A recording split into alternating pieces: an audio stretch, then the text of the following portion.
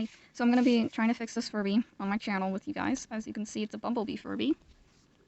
The eyelashes, especially this one, you can see it's trying to fall out. I don't know if you can see, but in the faceplate, there's also heavy grime and like dirt and dust. And the beak is discolored as well, a little bit. It's like brown in some areas. So yeah, it's really dirty. Because of that, I have latex gloves on. It smells horrible. The fur. It smells like oil. Like, I don't know if there's dirt inside of the eyeball. It definitely looks like some type of dust in there. So yeah, I don't really know if that piece right there is inside. It looks like it's almost trying to fall inside of the mechanism. And then the battery compartment. Gonna have to clean it up. It's got corrosion. It has the blue type of corrosion and like the sand type. Oh, and it also has a little bit of the dark blue. The dark blue is always the hardest to get off. Down. But it definitely doesn't work, I can just tell. Like, you got dust in the faceplate, dirt all over the fur, and corrosion in the batteries. So I'm going to take off the ears, my steam ripper, and then I'll cut the zip tie. You can see my dog laying beside me in the background. He's very tired.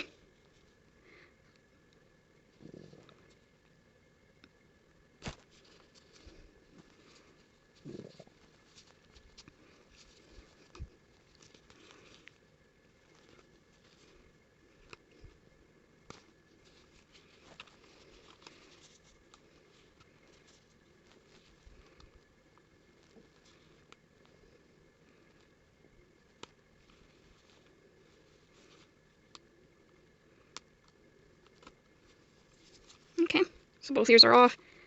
You can kind of see the original brightness of the yellow versus how stained it is now. Like I said, it smells like oil or gasoline. Like, I don't know if somebody buried this Furby with the dirt or they poured gasoline on him. And then the corrosion is really bad. So he may have water damage. I don't know. But I've gotten ones with water damage to work before. And so I'm going to be cutting there. The zip tie looks a lot thinner than normal Furbies. It's very hard to get it out with one hand. It just looks a lot thinner in my opinion.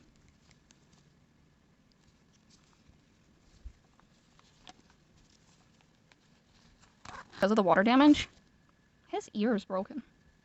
Like, it is cracking really badly. I have replacement ears. I'm wondering if I can take some duct tape, just tape a thin piece around there and straighten it up. These are surprisingly flexible, but it's really badly warped.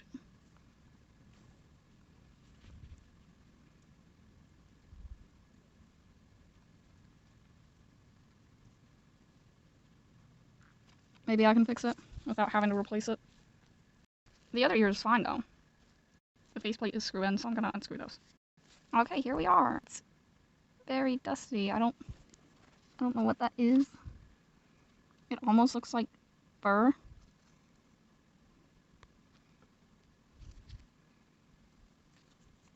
Yeah, I'm definitely gonna have to clean him a lot. It's in the mechanism.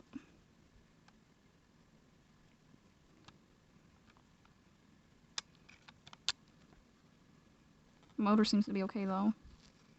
Speaker, I don't know about the speaker. I don't know if I'm gonna preserve this or not. I was thinking about putting like a Ziploc baggie around it and trying to enclose it, keep the water out from touching the tag. But I don't really know. Maybe I can just cut it and probably resew it on there later.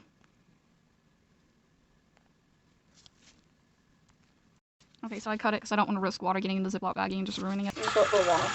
I usually use cold, and sometimes I use a little bit of warm. Just gonna put it aside. Now I'm gonna just bathe him in the sink a little bit because of the dirt. I'm not gonna let him soak at first.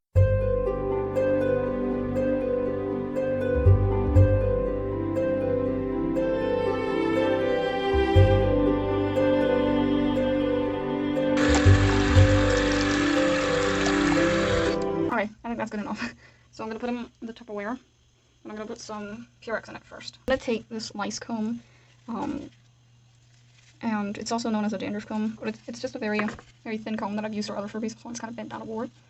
So I'm going to try to slightly, you know, brush through his fur, fluff it up a little bit, make sure it's not sticking together, so I'm going to do that. And he no longer smells, which is good. So now I have some Purex. I used about 3 cupfuls and I put it in this Tupperware. And I'm just going to have them soak like this for around 15 minutes to probably an hour. I might wait 30 minutes and check on them. This just makes the fur a lot softer. I decided to put the lid on it now, so yeah. Now I can kind of like shake it. Problem obviously is the corrosion, so I'm going to clean that with some rubbing alcohol, some pizza, some paintbrushes.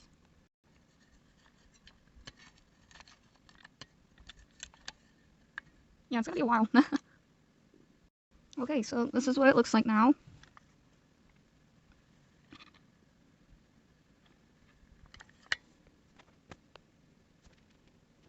Here we go. Okay, I'm gonna press the reset button. Okay, so here's a pencil.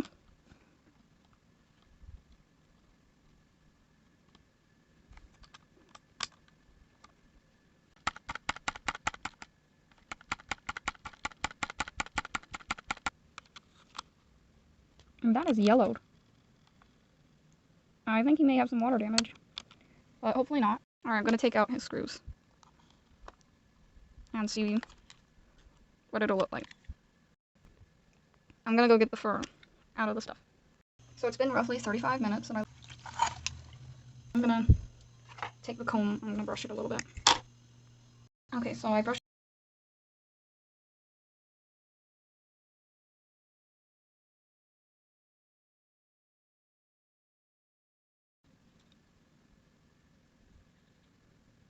I'm gonna set this aside.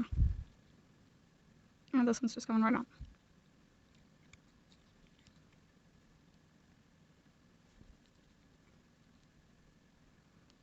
Alright. I'll glue these 2 back on later. Okay, so I have a flathead screwdriver and I'm gonna try spinning the gears. He does have batteries in.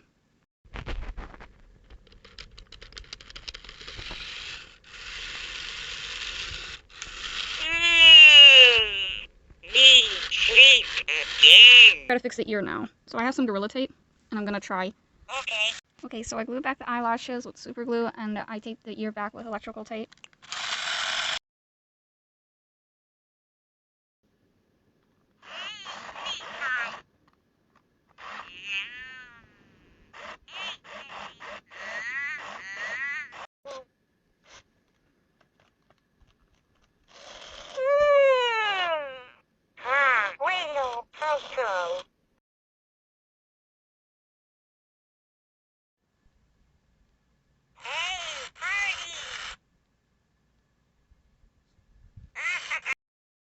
Hi, so I'm going to show you how to fix a Furby without actually taking it apart. So this method usually works on Furbies with beaks that are not open, but I'm going to try to get it working with this one open. There's a white gear behind the beak, kind of behind the eyes, that run down into a shaft that connects to a black gear that connects to another gear that basically connects to the motor. And when you turn that white gear, it basically spins the motor, and it usually gets the Furby working without actually taking the Furby apart. So I've already tried the tapping mechanism for this one, and I've tried the reset button. Let me just show you.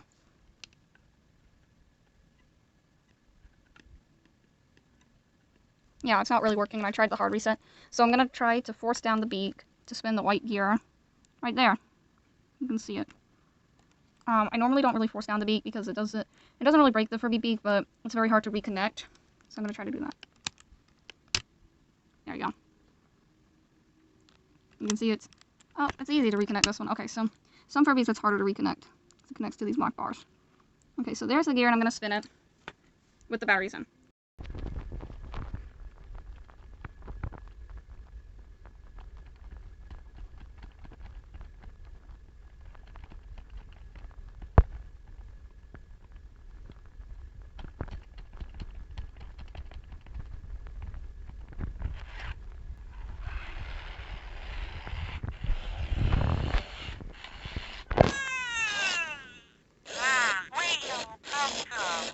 And that's how you get your Furby working the quick way, without actually having to cut the ears, cut the zip tie, remove the fur. All you have to do is just pull down the beak and spin the gear. So here's the type of screwdriver I use. I use the small Phillips head, but it's long, and it goes right through there, and I usually just spin it. You could probably do it with a paper clip, maybe a flathead screwdriver, but you have to have the shaft of it very thin to fit through the beak.